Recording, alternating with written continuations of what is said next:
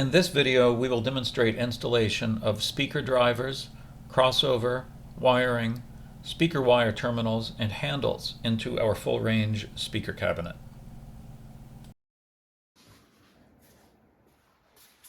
For the handles, there are 8 pre-drilled holes with T-nuts behind them, and what goes into them is the 1024 1-inch long screws with flat heads.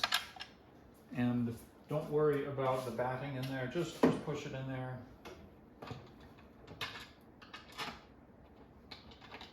And then get them secured, and it's easy.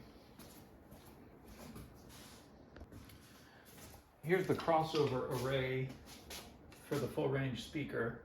It's got 6 1-inch long wood screws, each with a little standoff. And what we're gonna do is, first of all, you just push it against the back, and then the self-tapping, the wood screws will just drill in until all of them are secured. I would use a drill with a bit with a long shank so that you can clear these big inductors. But where you want to place it on the back wall is basically about as high as you can get, and such that the outputs for the high and mids are about in the middle of the speaker, because that's where the hole is in the middle, and the wire is going to go through the hole and out the front. So you can't really see me mount it, but I'll mount it and then show you. And there's our crossover mounted. If you mount it too close to the top, you may end up gouging into the batting up there. So put it about 1.5 inches away so you have enough room to work. The electrical connector on the back of the enclosure is going to have a pigtail soldered to it. That will give you a soldered connection, that you're not relying on a mechanical thing, or a mechanical connection on the inside. That's gonna remain solid. And then to connect this to the crossover wires, here's what you're gonna do. Slide one of these crush crimp connectors over the end, and take the 2 ends that you want to connect. This is just a scrap piece for demonstration. Fan them apart kind of with your fingers so they look like that. Let them sort of weave together. Get them aligned. Press down so you can get the crimp connector over it. Then once you do, if you can do it cleanly.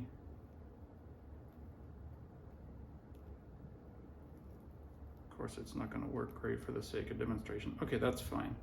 It's in there, and then use your crush tool, 16 to 14 gauge, right in the middle, and just crush the daylights out of it, and that'll stay there forever.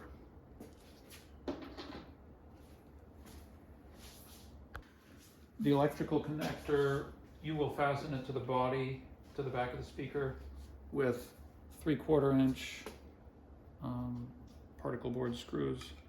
And there are little pilot holes pre-drilled.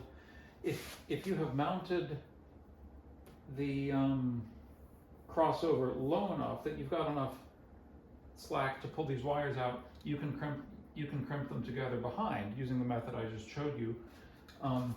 If it's mounted right up at the top, this is almost not quite enough to do that, just because there's not much length. And if you need to feed these wires through and crimp them on the inside, that's fine as well. Remember to do black to black. With all of these connections, you will have black and another color. For the sub, or for the woofer on the front, it's going to be black and blue. For the mid-range, it will be black and orange. For the tweeter, it will be black and yellow. Black will always go to black, and then, or to the black side of the speaker. You'll see later black and red, and then red will go to whatever the color is, whether it's blue, yellow, or orange. Now for each of the speaker wires coming out of the cabinet, you've got the woofer, the mid-range, and the tweeter, or actually this is the tweeter, I've got them opposite. But you're going to use one of these crimps that will be, these look like they're about 18 gauge. Slip the wire into the crimp and crush it, and then you've got a connector that will slip onto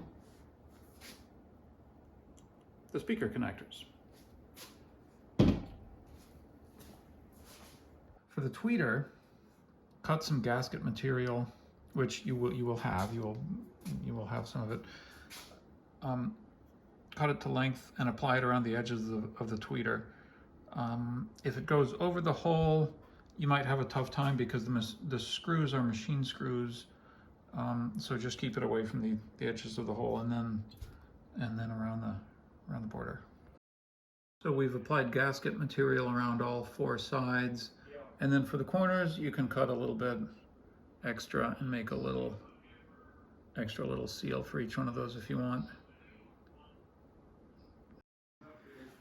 Okay, for the mid-range and the tweeter, you will use 10, 24, 1-inch screws with a head cap on it. They've got a hex driver. To attach the sub, you're going to use metric 6 by 25. They're bigger and thicker. Also head cap, also a hex driver. I think it's an 1/8 inch bit, but you can double check. So there will be 8 small ones and then 8 big ones. Oh, well, while we're here, the woofer is not color coded, but on its electrical connector there is a plus and a minus stamped. The minus is going to go to our black wire, and the plus is going to go to the blue wire. With the woofer, after you get screws in, tighten them by hand as much as as much as is reasonable. And then when you go to actually tighten them, do it this way: top, bottom, left, right. And then the same thing for the remainders: top, bottom, left, right. And that'll distribute forces as they tighten nicely to prevent problems in the future. Use tapered screws, 10-24 screws. I think they're 1 inch. For the for the tweeter, then for the mid-range, use the cap screws. They are also 10-24. They've got the cap head on them.